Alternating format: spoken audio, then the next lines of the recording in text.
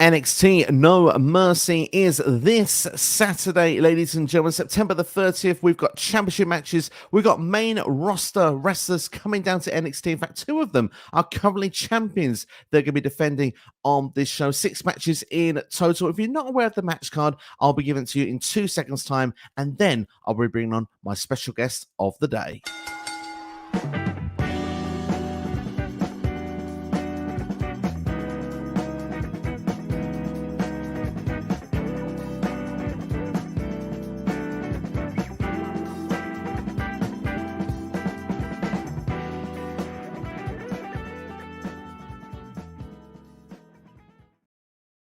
So I think we could agree that is a stacked looking card there for No Mercy this Saturday. And you know what? When it comes to a predictions video, you know how this works by now. I don't like to do these alone. And I've reached out all the way to the United States to get a very special guest on the show here today. He is, well, 1/3 of On the Mark Wrestling Podcast. He's too sweet, ladies and gentlemen. It's Kyle in-house. How are you doing, dude? Thanks for coming on. Finally, Mr. OTM has returned to SCW Wrestling Channel. It is a pleasure, Steve. Happy to be on once again. And like I've said on Twitter multiple times, NXT right now is my favorite weekly television show. So no better time to do it than with you here on this channel. I'll tell you what, it's an absolute privilege to have you back on the channel. I've got to say, NXT right now, knocking it out of the park on a weekly basis. I'm really enjoying the product they're putting out right now. And you said it's your favorite weekly show at this moment. Yeah, it's just really consistent, good storytelling, great matches. And I think the audience is starting to get that feel of the Black and Gold brand about 5-6 years ago. I think it's starting to pick up some momentum. Obviously, it helps getting big stars like Becky Lynch to come down, but I'm sure you agree with what I'm saying here. I mean, it's just very, very consistent week in and week out.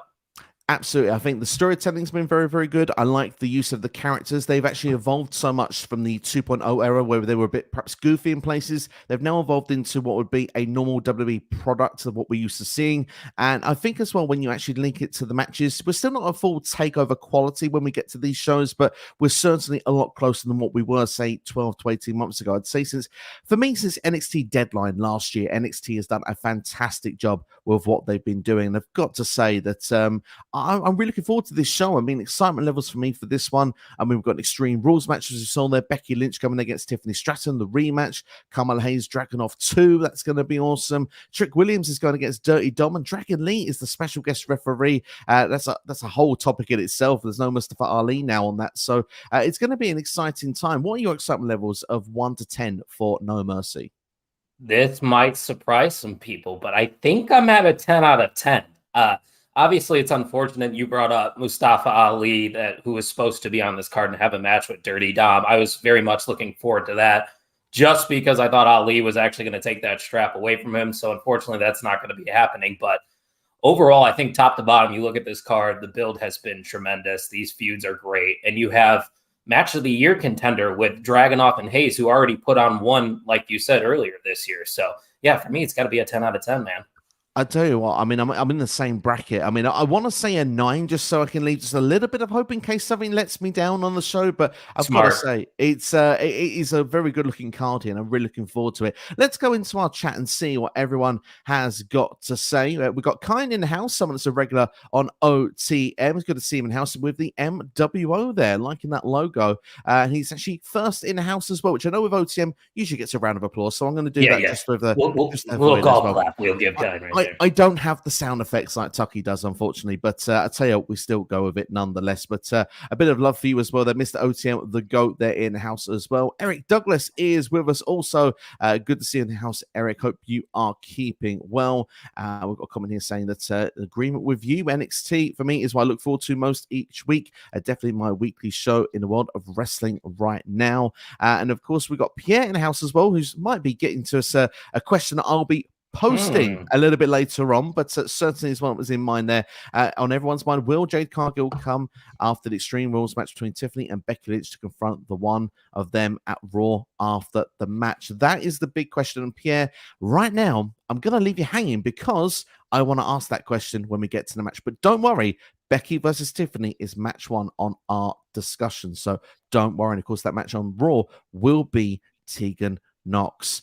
C Nation in houses says justice for Ali. Absolutely indeed. Although I think he's okay with everything, to be fair. And I think he's going to be fine outside of WWE. I can imagine he's going to get a lot of offers. And he did tweet as well. He said that it's well deserved for Trick Williams to get that spot as well. So classy, I think, would say that from Mustafa Ali.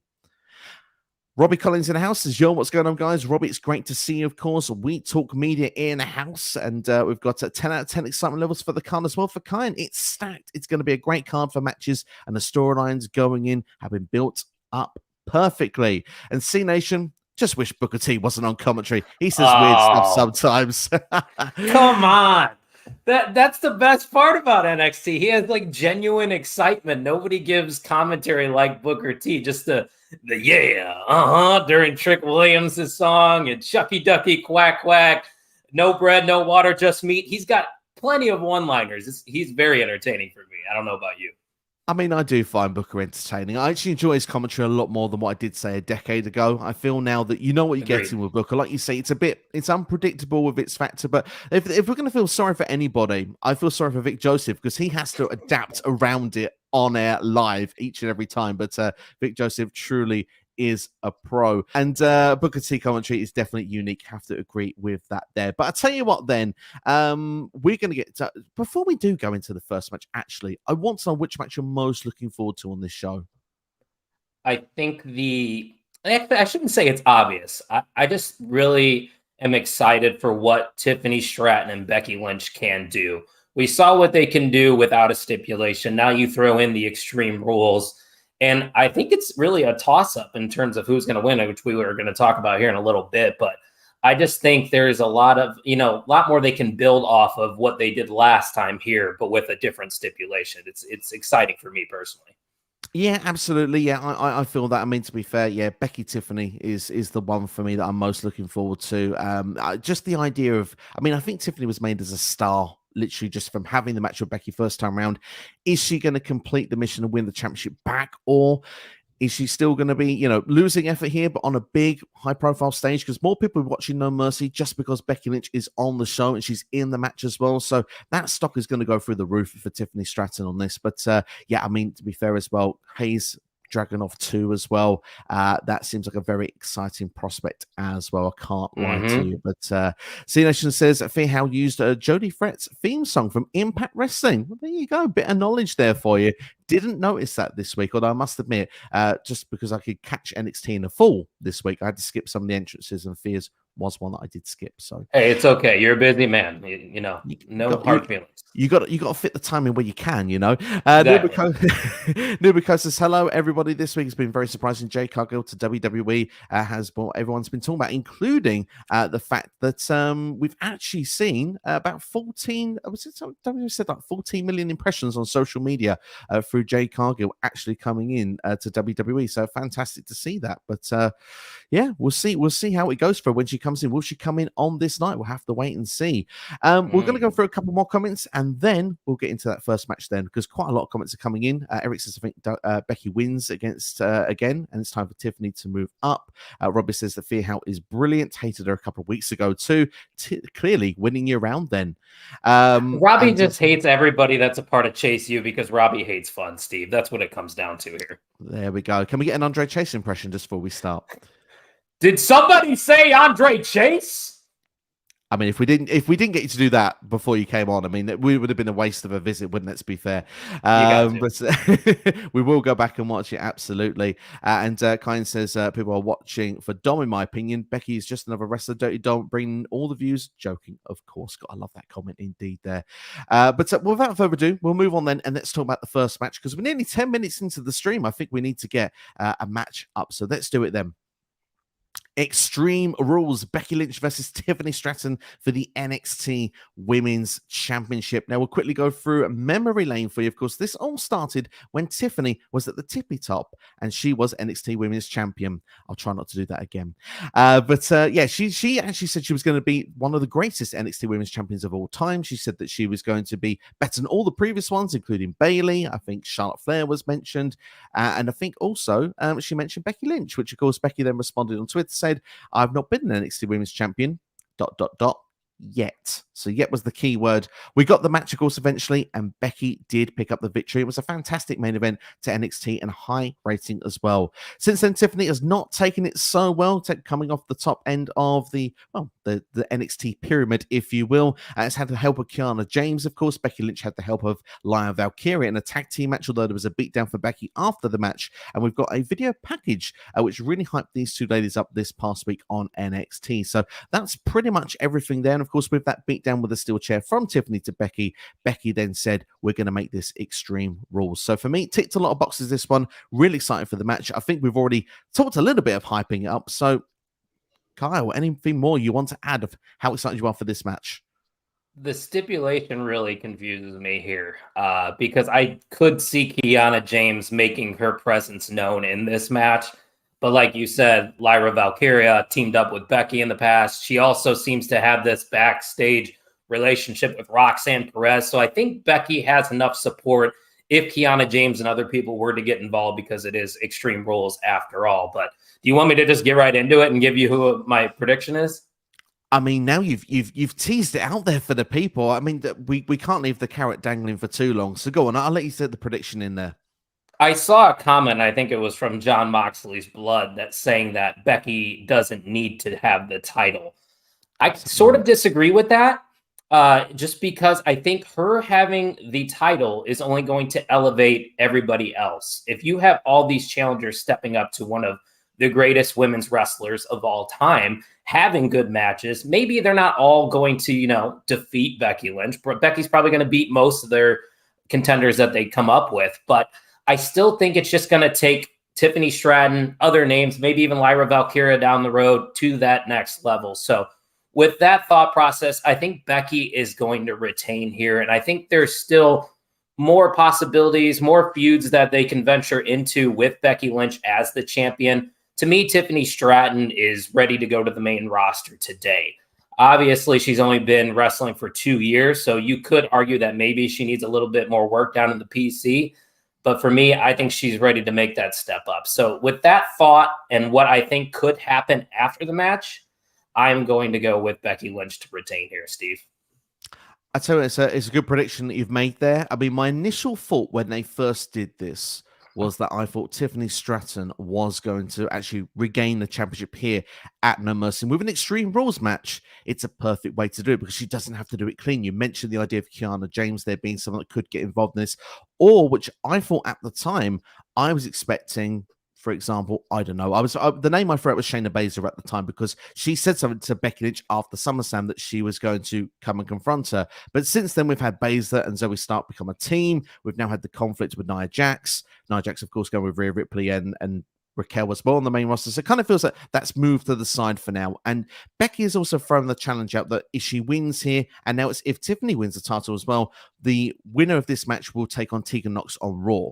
For me, I feel that feels more likely it's going to be Becky Lynch. I don't know if it gives the result away so much, but as you said a minute ago there, it can elevate this entire division having Becky Lynch as the champion because more eyeballs are on the division. Is Becky Lynch there for, I don't know, a quick visit and to go back like some other wrestlers have done in the past? Or Becky Lynch continue to do a couple of other shows? We've got perhaps, say, I don't know, for example, Halloween Havoc has been an NXT show for the last couple of years. We might get another one of those. Will she stick around to perhaps if we have Deadline again this year? We'll have to wait and see. But one thing's for sure, you teased something there a second ago. I'm about to tease something as well. I think Becky Lynch will retain the championship here because now we're going to ask this question. Will Jade Cargill debut at NXT No Mercy? Could you see a confrontation of Jade and Becky Lynch where perhaps somewhere quite soon down the line, Jade Cargill could be the one to dethrone Becky Lynch? Man, so a couple weeks ago, me and Ian talked about this possibility on the podcast. It popped into my mind when we saw the rumors speculating that Jade was making her way to WWE.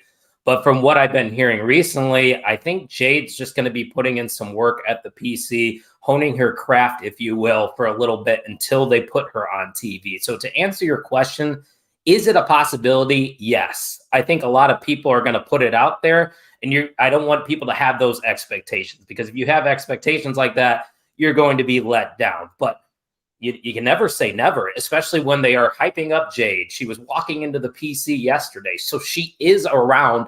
The fantasy booker in me says yes. You know, Jade Cargill confronting Becky Lynch after she retains for the NXT title is money, in my opinion. But with the Tegan Nox stuff happening on Monday Night Raw, I'm not sure if it is time quite yet. I don't know how you feel about this. Do you think there's a possibility that Jade shows up on Saturday?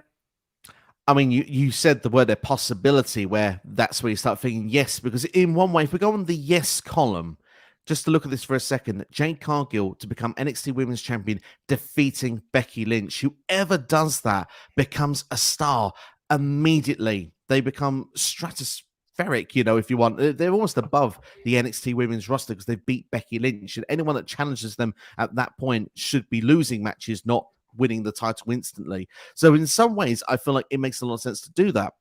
In another way, though, you look at the way that Jade's, let's say, reaction. ESPN, for example, I've had an interview with her. It's been, you know, broken as well via them that she's joined WWE. It's had huge, big social media reactions and platforms and everybody covering this. It almost feels like Jade Cargill was such a big deal already. It almost feels that now she'd be above NXT. She would go to a Raw, maybe a SmackDown. And if she's going to do time at the PC, maybe someone like the Royal Rumble is a better time to bring her in. Although, maybe then things have cooled off a bit. I'm not sure what the best way to go is. Do you strike while the iron is hot, or do you wait just a little while? That's the big question. That is the big question, and the power of the machine and the WWE being able to promote Jade Cargill without her even stepping into a ring and making her debut quite yet. So it's impressive to see the interaction that she's always getting. But we talked about whoever eventually defeats Becky Lynch is a made woman. I think Jade's already made as it is. She knows, everybody knows who Jade Cargill is. Maybe you didn't watch AEW, but when you see her, you know who that is, and that's a star. So, you know, you can make a counterpoint that maybe Jade doesn't need NXT like you're saying. And so it's a big question. And I'll tell you what, this is the way we're going to go with this now. Comment section for everybody that's watching right now. Jade Cargill, does she debut at No Mercy? Yes or no? Or it can simply be a thumbs up, a thumbs down there. Feels like a bit of a Sami Callihan reference there for us, but I'm digging it either way. So give us a yes or a no in the comments right now. Will Jade Cargill debut at No Mercy this weekend? I'm kind of in the middle. That's what I'm going to say. I want to see it, but I don't think it happens. Well, let's go into the comments in the meantime, because we've got quite a few of them that have come in, and we'll try and keep up with everybody as best we can. For those that are a bit late on the comments that we get to, we will try and get to them eventually. So do just be patient. We'll get there. Robbie Collins says, yes, I hate fun. Boo, chase you. There you go. Well, that's the answer for us there from Robbie. Eric says, thoughts on the new Fear How? For what I saw, didn't mind it. I think it's okay. It's still got plenty of time until we can actually make a decision. Yeah, wait and see situation.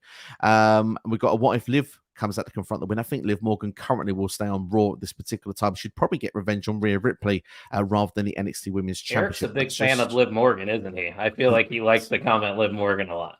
Absolutely, indeed. There we've got Gemma Gibbs in the house. Gemma, thank you for checking this out. Says Jade Cargill to be in the crowd at this event to showcase her as they do a new signs. That's a fantastic observation there from Gemma. That certainly could be the way they could go instead.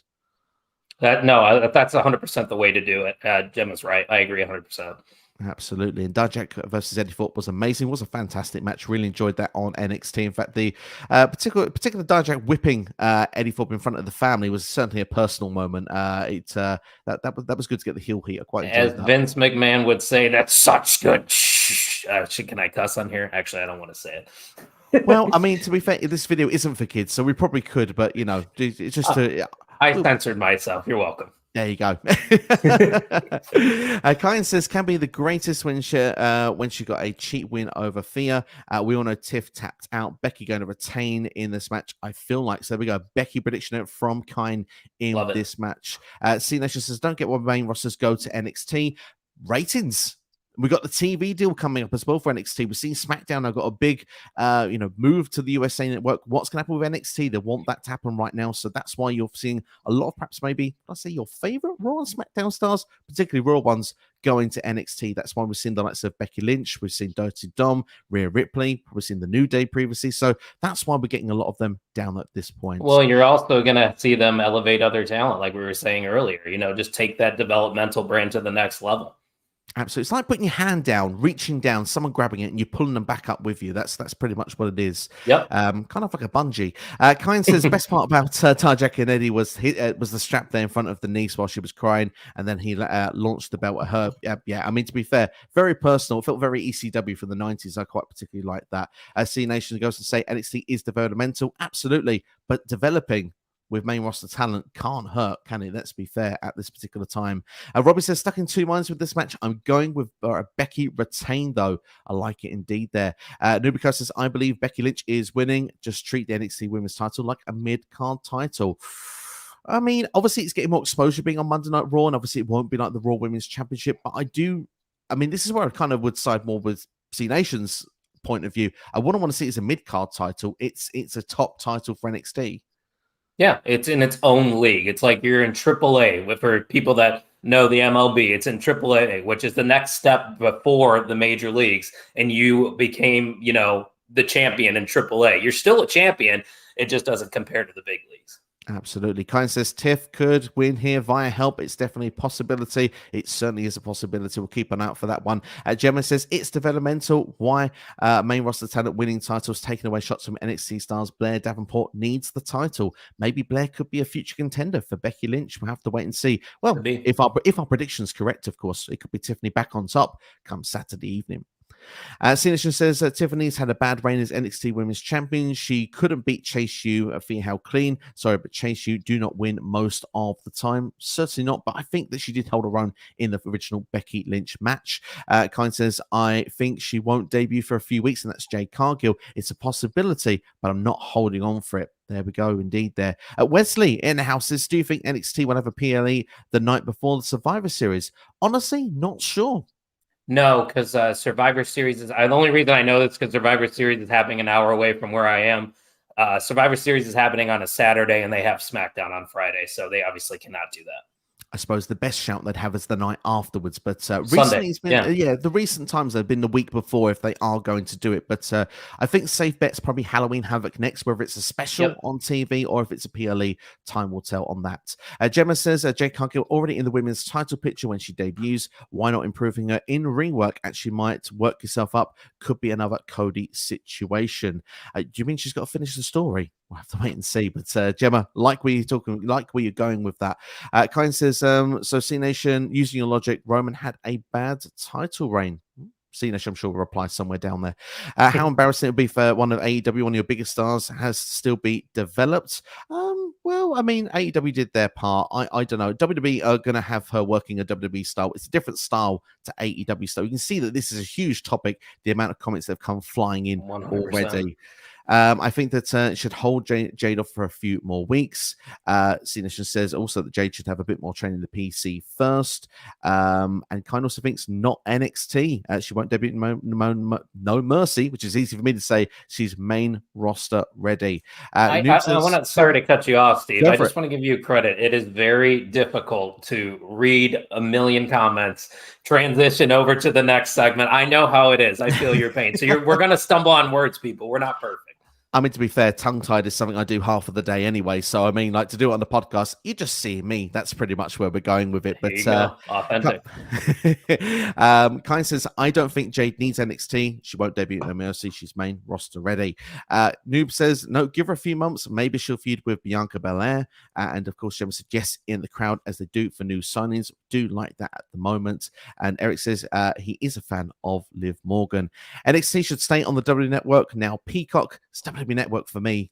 Sorry, guys and girls. I hate Peacock. Let's not talk about it, please. I wish it was still on the network. Absolutely. We've got Gemma saying about Cedric Alexander. I'm pleased that Cedric Alexander is still around at this time. I've got to say, and it would be good to see him in NXT if he's not going to be used on the main roster at the moment.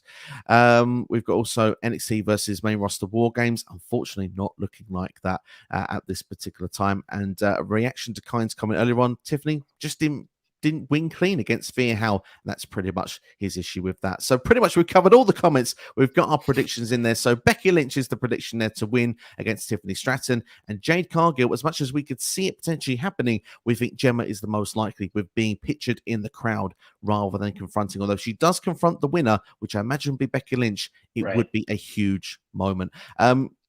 Kyle, I've been talking a hell of a lot for the last few minutes. Is there anything you'd like to add before we go to the next I did match? want to give you a break here for a second and address C Nation's comment about how Tiffany Stratton, didn't win clean. I think that's the whole point of being a heel, is not winning clean, getting dirty wins, finding a way to prevail and retain your title. That's what being a heel is all about. So I don't think Tiffany really needed to beat Thea Hale clean in that situation. I thought it was a pretty good story that they told there about a month ago. Absolutely. Did you say dirty by any chance? I might have.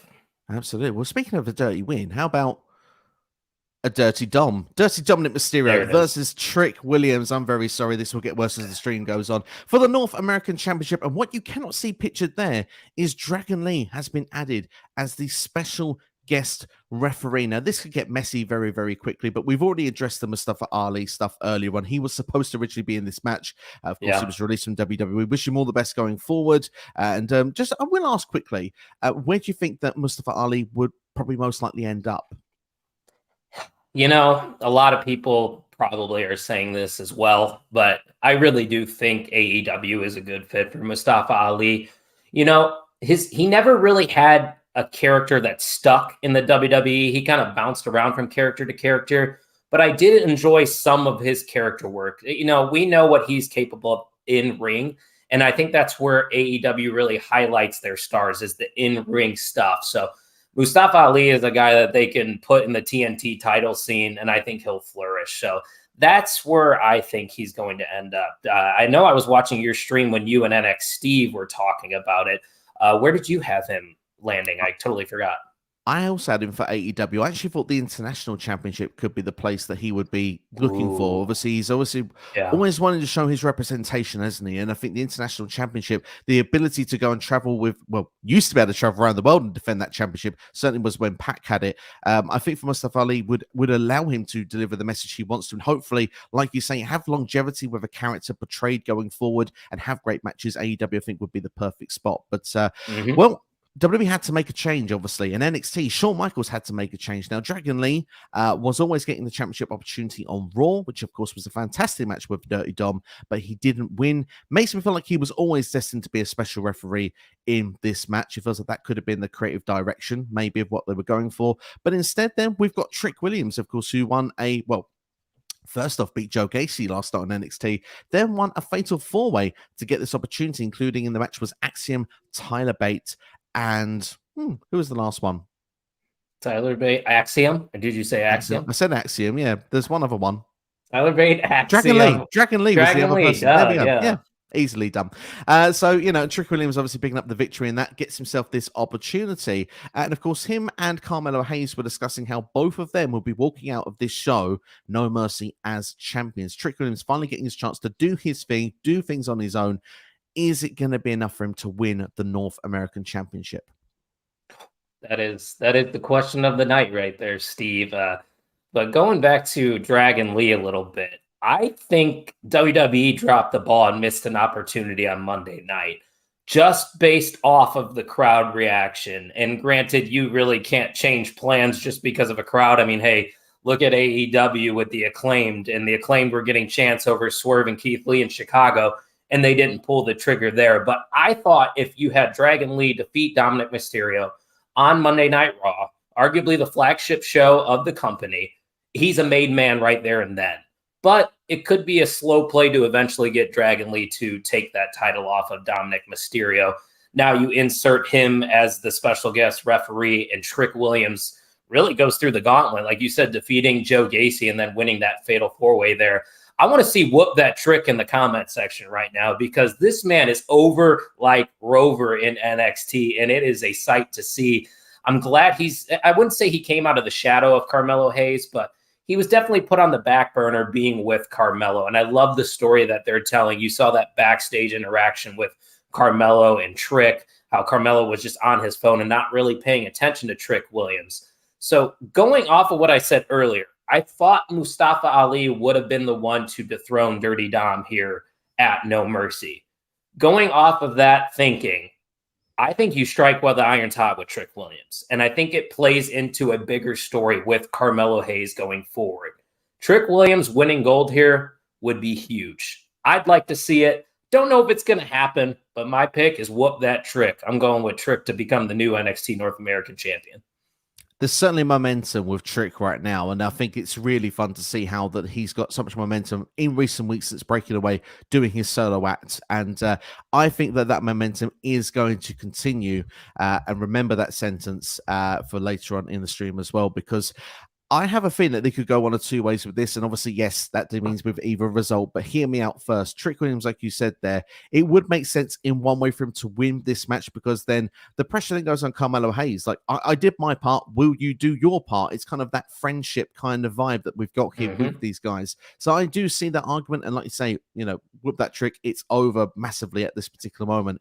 But Dragon Lee, like you said there was a moment on Raw. Is it to a point that Dragon Lee now is almost above NXT, and they should just start planning for him to be on Monday nights instead because he's so over after that match? Or, as like you said, is he the natural successor to win that championship? Because sometimes when you look at things now, we've got a babyface special guest referee who is rival with the champion, the heel, in this match. True. It feels too obvious for me that Trick Williams would win this match. I have a feeling that something's going to happen and Dragon Lee's going to be forced to count the 3 count for Dirty Dom to retain. And like I say, I still think momentum will continue with Trick Williams. Remember that sentence. What the Dragon Lee thing is really throwing me for a loop here, because like you said, he is a rival of Dominik Mysterio. But what if he cost Trick Williams the match because he's the one that wants that title? There's a lot of different directions they can go here. I think I'm just living in the moment and picking with my heart and go with Trick Williams. Absolutely. Yeah. But do you know what? I mean, for me, there's so many ingredients in this match. It actually makes it quite exciting because I don't think it's as predictable as it could be. But I'm going to go into the comments and see what everyone's got to say. And Kine here with the first comment here says, Dom should retain. He has to retain. Trick finessed his way into the match.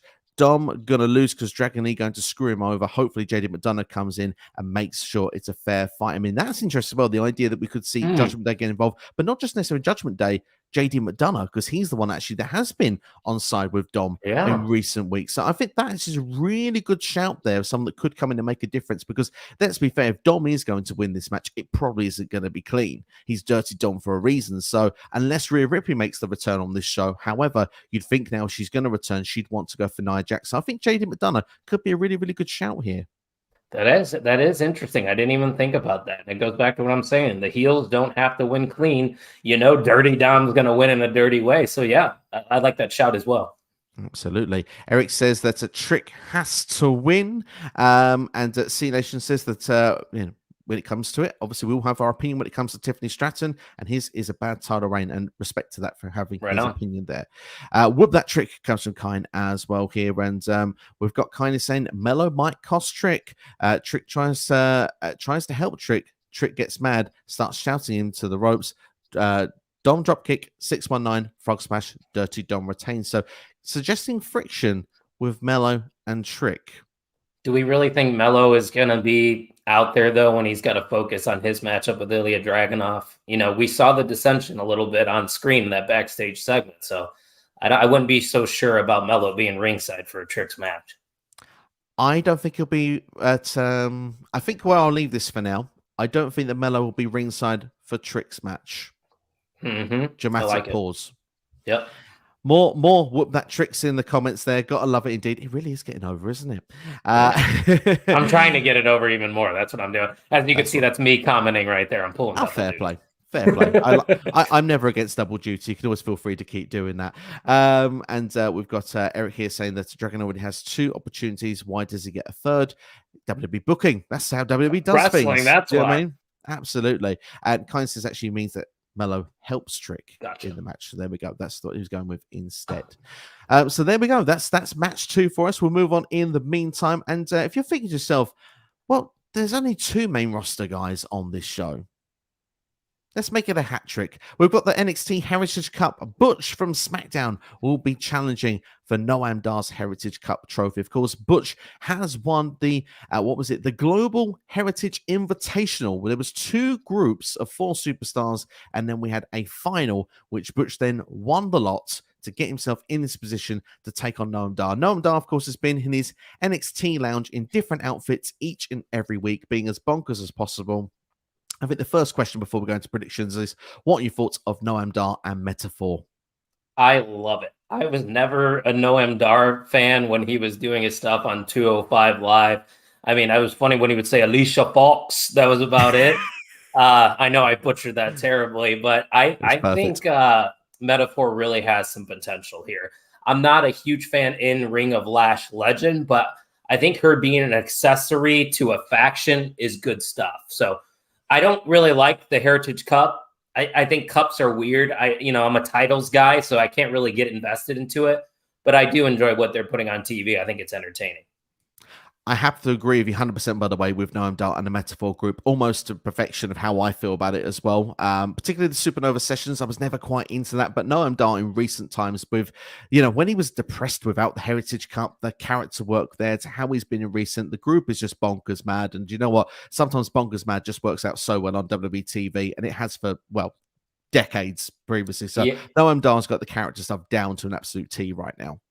yeah, and their entrance is awesome. I love how they all have their own little lane with a color and a spotlight and everything. I'm a sucker for a good entrance. Metaphor definitely has one of the best right now. Absolutely. Well, you kind of answered this question already. So, the NXT Heritage Cup, I will just ask you one more time. Is it the cup or is it the British rounds? What is it that you're not so into? Just the physical cup. Maybe it's just me being naive American and I don't understand cups because I'm sure that's bigger across the pond. We're more trophies and belts over here in America. It's just a personal preference. I really don't hate it, but it's just, it's not my cup of tea, I guess you could say.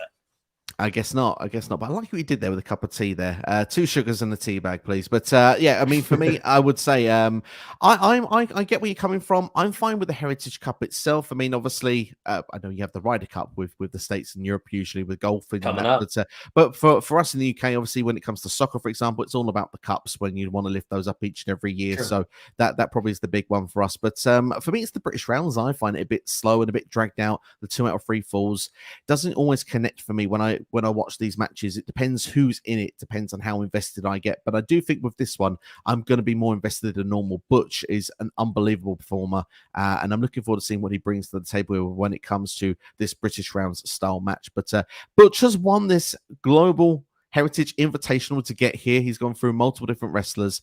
Is he going to be the one to put Noam Dar away, or is Noam going to find a way to retain his Heritage Cup? Yeah, so this is probably the match I'm least excited for. Not saying it's going to be a bad match by any means, but like you said, just the style.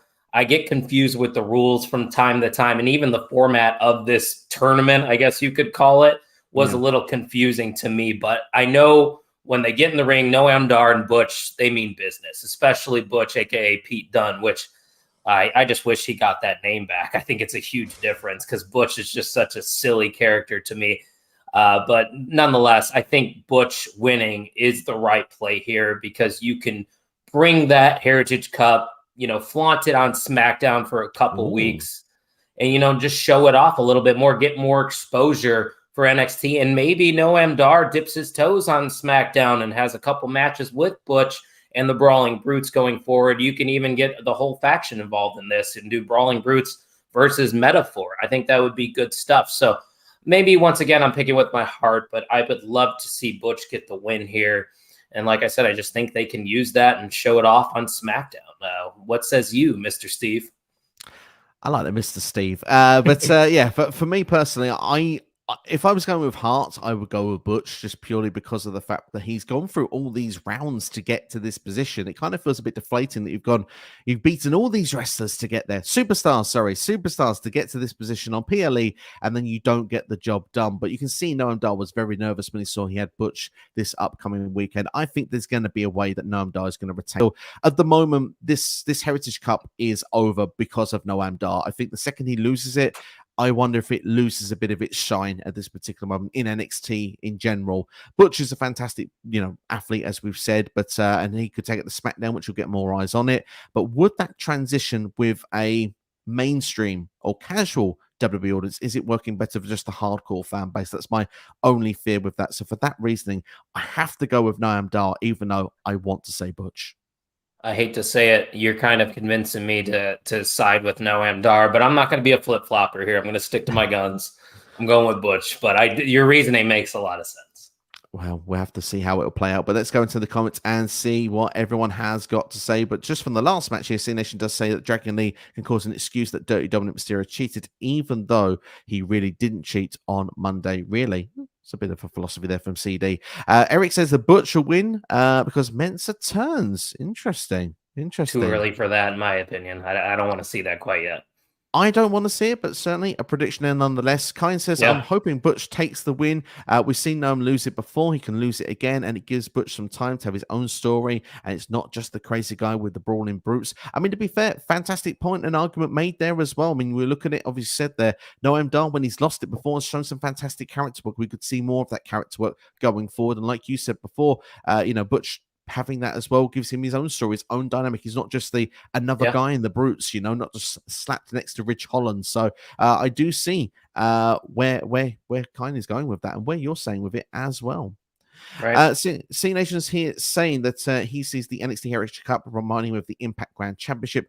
Both had rounds. Absolutely true as well. It's very true. Impact back in 2016 having that championship at the time. Lash goes with Mensa. Jackson stays with Noam, and that's it. That's the breakup in Eric's opinion. Kine says we need to have an Englishman to beat a Scotsman. He did it with Joe Coffey. He can do it against Noam. Absolutely. You can't say no to that, can you? Kine says that the Heritage Cup scene, very European scene in the sense of the group stage points and then having a finale. It was like the football soccer tournament. Personally, I really enjoyed it. I did enjoy it as well. And yeah, I mean, from a football sense, I can see that as well, or soccer for our States friends. But as well, we do see it with, I think New Japan do it with their G1 every year as well. So it kind of has that wrestling feel as well. And we did get it with the Cruiserweight title, I think back in the pandemic, my goodness, quite a few years ago. But yes, but Kai makes a fantastic point. And it does have that feel of a Champions League, if you ever watched any of the soccer over there in the States. But one thing I know is on the USA Network, if anyone is interested in the States. Anything you'd like to add before we go into our next match? No, like I said, this one, not really looking forward to it. It probably will be a good match, but that's about all I got. Butch is going to win it, and then we're going to enjoy it on SmackDown for a little bit. There you go. There you go. Well, let's move on to match 4 in the meantime. Bron Breakker versus Baron Corbin. Two guys that have been difficult to pull apart. In fact, they went through a wall at the end of NXT this past week. I think my first question is, are all walls that fit in the States? No, I don't. Not the ones that I have here currently, but maybe in NXT. It's a little different down there in Florida. Absolutely, indeed. Though that just always looks so cheap when the WWE does that gimmick. I wish they would stop doing that. But certainly to go back onto the just to the storyline narrative with it, obviously, I think this has started because we had the Von Wagner story with Baron Corbin, then it moved over to Bron Breakker. Bron Breakker, of course, took out Von Wagner, of course, with the steel chair to the headshot, which of course blacked out at the time on TV. Did you think that was a nice touch when they did that on TV? I thought that made it look a lot more violent than what it actually was. I did. It's a good throwback. They used to do stuff like that. It's a cliffhanger. It makes you want to tune in the next week. People were genuinely concerned in calling the local medical facility, as WWE would say, about Von Wagner. So, I thought it was good stuff. Yeah, it was good stuff indeed. Then, of course, Baron Corbin, when he was in ring at first, calling Bron Breakker out and looked like he was not going to be on side of it. But, of course, he was proud of Bron Breakker for going and doing such a dastardly act in the meantime. Right. But these two can't get along for very long because both of these guys see themselves as the alpha male of NXT. Baron Corbin saying that the roster is too soft. And of course, Bron Breakker's got his evil character going right now, the best spear in the business as well. Eventually, these two ended up coming to blows. And of course, now we've got the match here at No Mercy. So, as I said, this even ended up in the parking lot, NXT's most dangerous place in WWE. How do you see this one playing out? Well, first off, shout out to Jade Cargill going through the NXT parking lot unscathed. You know, that's a very difficult thing to do, as you can see at the close of NXT. And I want to commend NXT once again because they accomplished a lot on this week's NXT. It was a great go-home show because after the contract signing, I thought that's all we were going to be getting. You cut to the parking lot, they're beating each other up. And I think this story is simple to its core, but it's still very entertaining. For me personally, though, I think Baron Corbin needs this more than Bron Breakker. And you could argue that Bron Breakker hasn't been winning many matches recently, which he hasn't. But I still think the heel character of Bron Breakker is over enough where he's okay with taking a loss here to Baron Corbin. And I think this is maybe where you could see the return of Von Wagner, and they could continue Wagner versus Breakker going forward for a little bit. So for me personally, it might surprise some people. I'm going with Baron Corbin, Steve. What about yourself? See, I see your argument. I mean, the thing is, if this stays 1-on-1 on paper, I think Bron Breakker is winning all day long. I can't see a different result. But if Von Wagner is to return here, there is an opportunity that the Bron could still win the match, and then Von Wagner comes after the bell, I suppose. So I think just for the sakes of being different, that's what I'll predict. And I think that somebody's getting tabled at No Mercy, and I think Bron Breakker could be the one. In fact, both him and Corbin could get tabled on the same night. I wouldn't be surprised if this leads to a triple threat come down to Halloween Havoc. I just hope Booker T hits us with the no bread, no water, just meat during this match, because that's basically all it is.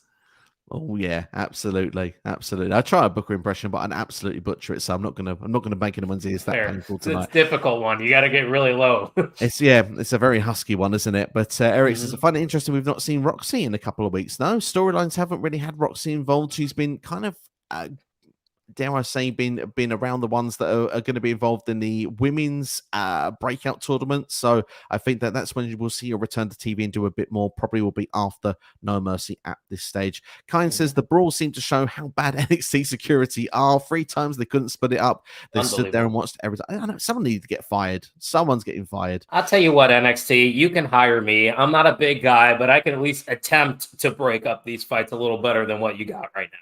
Absolutely indeed. And I'll still be watching with my popcorn. Kine says the brawl was so good. Thought NXT was over, and they just was still going at it. Beautiful slam onto the top of the SUV, and then they charged through the wall into Sean's office. Was so good to watch. It was a very fun brawl to watch on NXT this past week, I've got to admit, and it really did build that match and gave it a bit of momentum that I do think it was lacking a little bit of going into this pay-per-view this Saturday. Eric says, what if Corbin is the one to take the belt off Melo?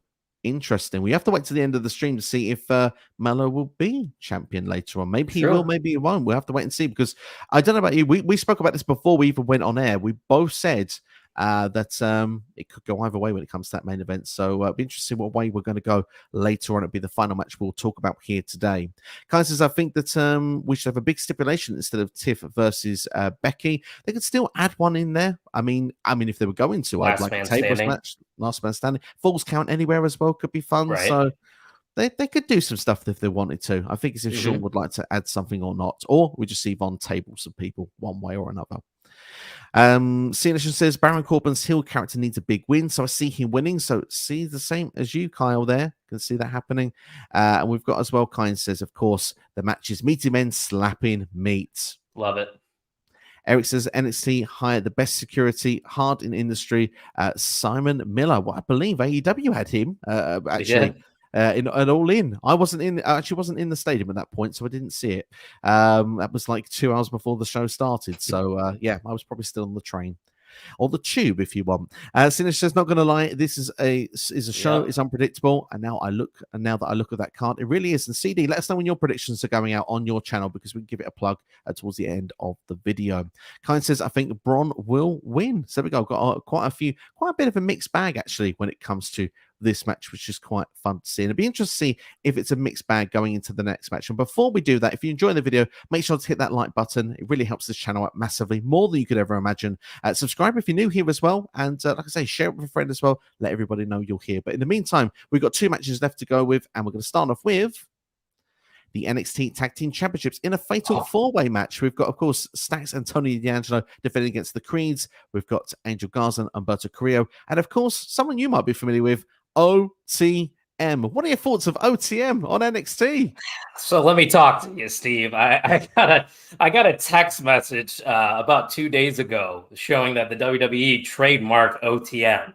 And immediately I'm like, oh, crap, our podcast is done. But out the mud is different than on the mark. But OTM, handshake emoji. We have to support OTM. We're OTM guys through and through. So I love that we're going to be getting OTM chants on NXT. You know, we can use that in our intro, maybe even the outro. I don't know. The possibilities are endless. Maybe even some merch collaborations. I tell you what, OTM to the top, baby. They're not my pick, but, I'm putting them over.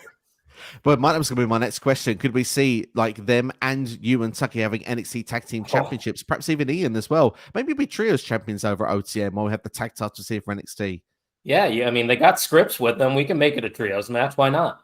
Absolutely, I love that indeed. There. Well, I'll tell you what. Let's break it down on this one, because obviously, if we're going to be honest, I feel like this has just been thrown together. There's not really much really going on here. It's just we have a lot of tag teams in NXT. We need to get them on the card somehow, and let's see what stories we can do. Tony D'Angelo and Stacks obviously have recently won the titles. This is their first title defense. They've given everybody a place at the table to defend the titles against. The Creed brothers have just won themselves their position back here into NXT, and of course, they're former champions as well. Plenty of history with D'Angelo and Stacks. They seemed really credible for the rematch. Garza and Carrillo, of course, want to, get back to where they were and have the legacy of their father, and really get a new push going forward, a new start in NXT. And like we say, OTM, the new kids on the block of Nima and Price. Is it too soon for them? So you said there a minute ago, you don't see OTM winning the titles here. I kind of agree. I think it's a bit too soon for them at this stage. What about Angel Garza and Humberto Carrillo? Do you see that this story is a long-term story, or do you see something that could be already activated, if you want, pushed forward this as early as this Saturday with them having the gold? Right. So Garza and Carrillo are the ones that I really had to consider to be the ones to dethrone Stacks and D'Angelo. I think you have the Creed brothers who, in my personal opinion, I think they're ready to get that call up. I don't think they need another run. And like you mentioned, I think it's a little too soon for OTM. I just don't know if this is the right time. I think this is a longer story, maybe with Garza and Carrillo versus the family down the road. So to answer your question, I think it's definitely too soon for any one of these teams that are going up against the family. I understand that indeed. Then, like you said, I kind of agree with you with Garza and Carrillo as well. Then you said that the Creed's ready for the main roster. So we said too soon for OTM. Is it too soon for D'Angelo and Stacks to lose those championships, their first PLE defense? Yeah, you could say that. Me personally, I still can't get into what they are selling. I'm not a D'Angelo fan. I do enjoy, characters that are, characters you don't typically see on TV on a weekly basis. And that's definitely one of them. And you would think, with me being Italian, my last name's Gagliardi, by the way. That's the most Italian last name you can have.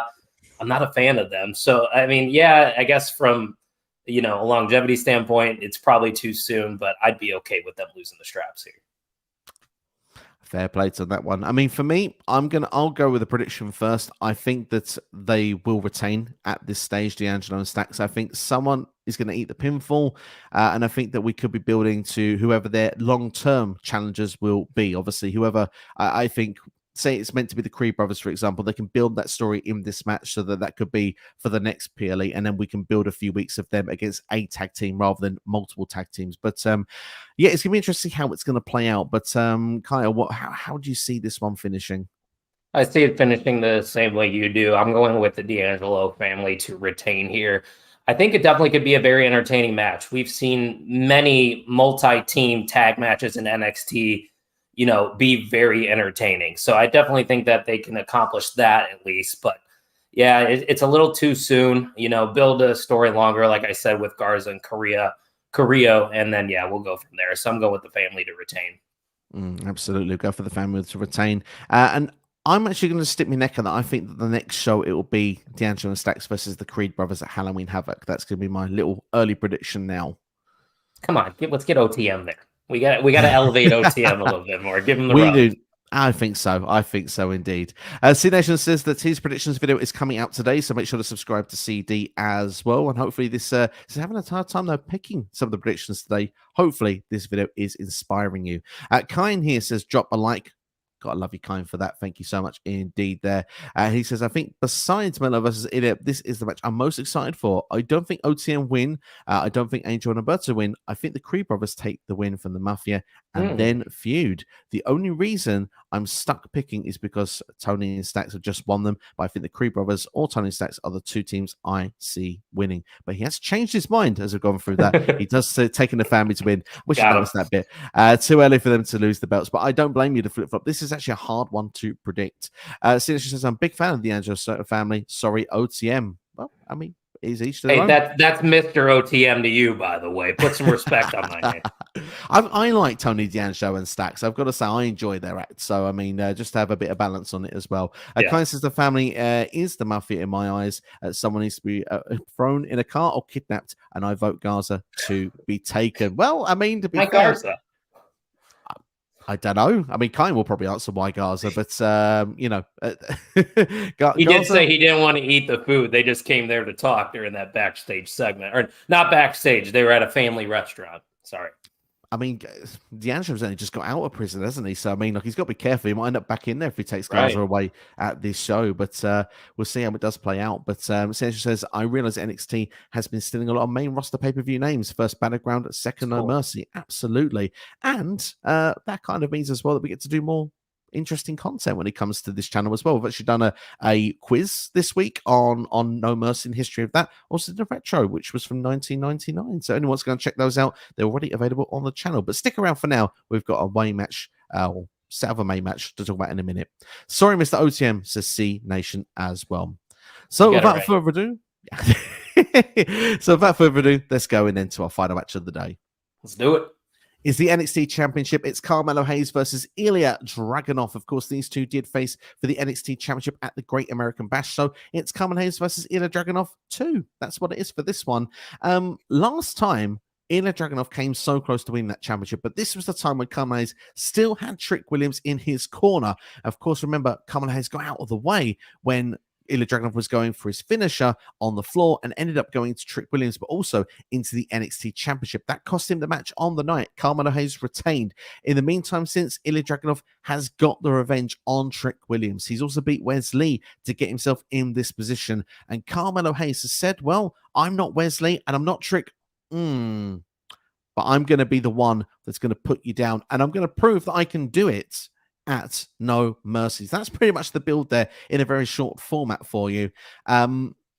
First off, Hayes and Dragunov was seen as one of the matches of the year last time they faced. You reckon they can repeat that here?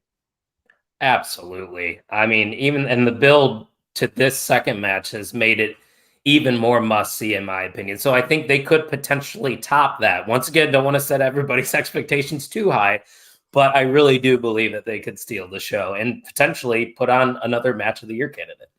They certainly could. I think the potential is there, but I wonder, I mean, this is probably a question I'm going to float over to you in a minute, but I do wonder if this is going to be the feud finisher, because I have a sneaky suspicion this one might not finish clean either. And I think that we may have to wait a little while till we get the third and decisive match further down the line. I didn't even really consider that. That is a possibility. I wouldn't mind seeing it. I mean, I'm not as familiar with Dragunov as some of you guys may be, because I didn't really pay attention to NXT UK. So I'm kind of just getting my dose of Dragunov here the last couple of years. But the intensity that we saw in that, contract signing was next level stuff. You just can't teach raw intensity. And that's exactly what Ilja Dragunov has. So I'm excited for it. So if we get a third match and it does end in a no contest, I'd be okay with that. I like that idea. We'll have to see how it'll play out. I mean, if we go into predictions for this one, because we both agree this has got a show-stealing potential with these two, another potential match of the year candidate. So I said a couple of sentences earlier on, so let's go full circle with this. I said that I still think Trick is going to get momentum, despite the fact that he will lose earlier in the evening. He was a factor in the last match. I think he's going to be a factor in this match. And if we remember what happened in NXT this week, Carmelo Hayes did say that he's not Trick.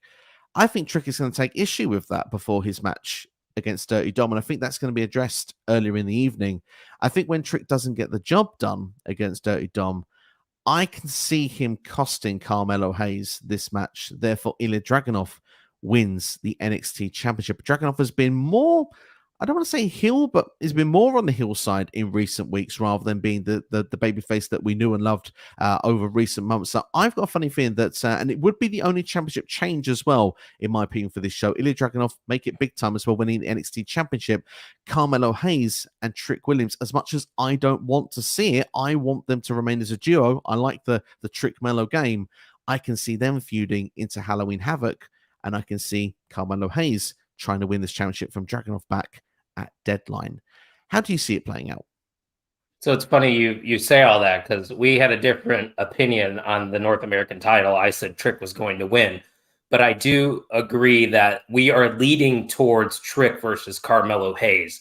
And I think the way to do so is for Carmelo to lose that title, his baby, I guess you could say, because that is his identity right now. Carmelo Hayes, the champion, the face of NXT. Without that title, I don't think Carmelo Hayes hits the same. And I think if Trick has a title, he's going to be bragging about it. He's going to be showing it off to Carmelo. And that's how Carmelo Hayes snaps. I think Carmelo Hayes eventually is going to lean back into that heel side because I think that's where the money's at with Melo. So for me, I'm going with Dragunov to become the new NXT champion. And granted, I could definitely see Carmelo still retaining here, or like you said, maybe it's a no contest or a DQ, and it leads to a third match. But from what I saw from Ilja Dragunov in that final segment, it really sold me. And I think that's the direction to go, is Trick with the gold, Carmelo with no NXT title.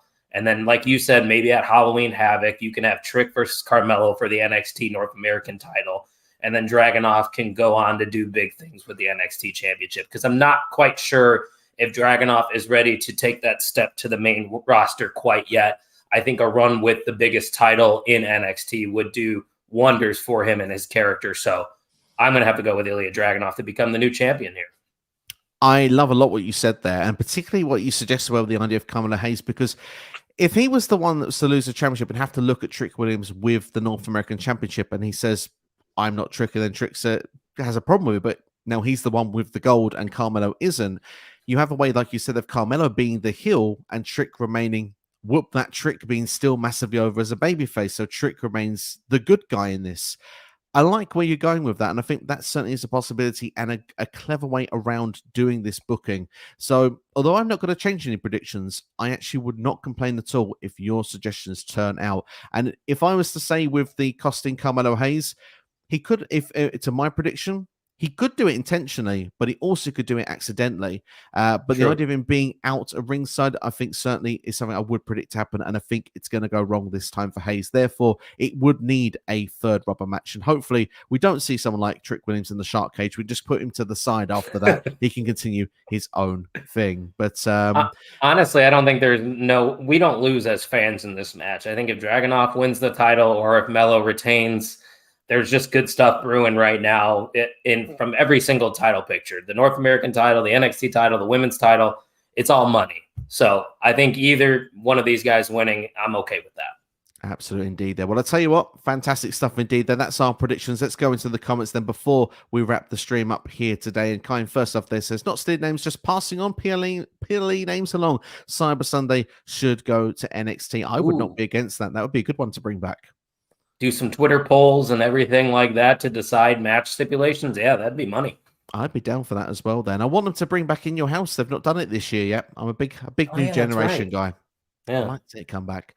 Kind says, man, I'm so stuck for this. The left side of my brain versus the right side of the brain. I think Ilja wins. And if he doesn't end up feuding with Trick soon, I think Melo goes to join Bobby's faction, since they had tension with the Profits after the Profits lost.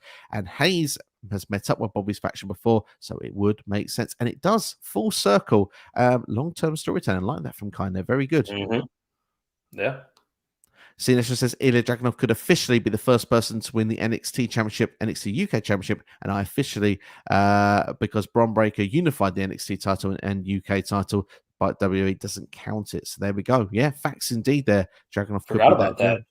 I did as well. I did as well. Kai says the first match was candidate for match of the year. This match could top it. Trick could be a factor at the end of the match, whether he helps Melo or not. But Kai does agree with you, though. The belt is the identity of Melo. If he don't miss, he's the champ. He's him. Without the belt, he's not him. He's missed. He could switch and take it out on Trick. Absolutely. Because where was Trick when Trick went to do his own thing? The more I hear it, the more I'm starting to side with you. And Carmelo's and Trick Williams are both walking out as champions, says C Nation. Interesting. Spoiler alert, I was going to watch this video upload later today. Well, there's other matches as well about Becky and Tiffany. There's plenty of reasons to check it out later on today. I'll still check it out, C Nation. Don't worry. Absolutely indeed there. But I'll tell you what, people should also be checking out if you're not already, which is On the Mark Wrestling Podcast. It's each and every Thursday, a podcast with yourself, usually Jim Tucker, and of course as well Ian Gagliardi. Hope I've done that right. No, you're Carvelia. I'm Carvelia. Gagliardi. Yeah, Yeah, there it is. absolutely. And sorry, Ian, for that one, and sorry to you as well. Yeah, the terrific trio obviously is usually a variation of at least two of you on the show. Obviously, this week you're not going to be on the show, so would it be Ian and Tucky tomorrow? It will be Ian and Tucky. Tucky hasn't been on a podcast in a couple weeks. He is now the head varsity coach in Nevada, so baseball's been running on Thursday. So that's why it's good to have three people because, like you said, we pick and plug guys in and out. So yeah, Ian and Tucky will be running the show this week. You can catch us on all socials at Pod on the Mark. Like Steve said, we are live every single Thursday evening at 7 p.m. Central Time. And thankfully, there's people like you across the pond at 1 a.m. that are watching our show, which interaction is key, just like with your channel. We love it. We embrace it. And you can become the most valuable mark, even if you tune into one of our episodes. So, yeah, appreciate you having me on once again, Steve. It's always a pleasure. And if you don't mind, I want to give a shout as well to the Main Event Wrestling Network, something I just started up. I would love for people to reach out if you're interested in creating content with us. It's just a group of people coming together to create fun and exciting, not negative wrestling content, because there is a lot of negativity in the IWC. So we like to, look at things from a fun perspective. So you can follow the network at mainevent_net, and that's on all the socials as well. I love it indeed. And what I'll do is, because it's not in at the moment, but in the description of the video, once we go off, I will put the links to both of the YouTube channels so people can go and know where to follow you there. And also as well, make sure to hit them up on the socials, including Instagram and TikTok. I know that those two are definitely live right now for you to go and check out. But that's all from us anyway. If you've enjoyed the video, then also you can subscribe to this channel as well. Hit the like button, share with a friend. Enjoy No Mercy this weekend. And in the meantime, if you want something else to do, go and check out some other videos on the stream right now. And like I say, we've got including the No Mercy trivia game, which is available for you right now. Thanks for watching. All the best, and we'll see you next time.